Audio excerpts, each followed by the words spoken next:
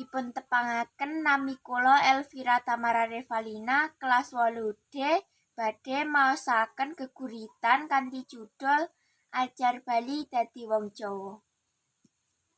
Ajar Bali Dadi Wong Jawa déning Imam Budi Santoso. Kesel ngumbara kabur kanginan, campur lebu rebut balung dadi pangewan-ewan. Aku milih Bali atus banyu kali, mangun langgar. Ing telenge ati milih gubuk pencing cagak pring ori. Kloso mendong poso mutih, murih rejeki ora panglong tembe mburi. Kesel ninggal carakan warisane aji saka. Ana sing bisiki saka pojok sentong,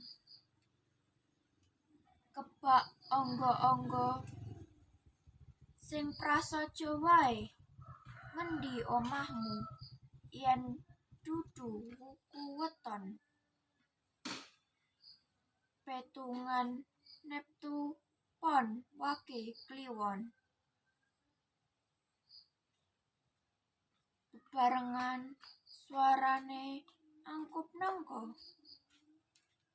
ngenthirake jangkrik upa ana wengi. Sing nudingi pendeman ari-ari. Dulure sapa nganti tega mbok tinggal.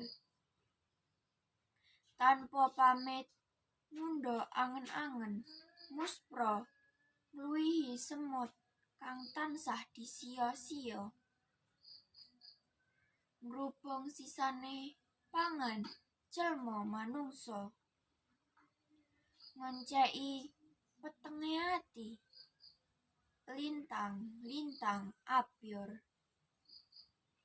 Nanging ora ana sing nibok ing pangkonku iki. Sajak aku kudu eling lan nyawiji, ngrungkebi dhawuhe para sepuh Duking Uni. Ora ana alane nerima ing Pandung Bali dirawati. Matur nuwun.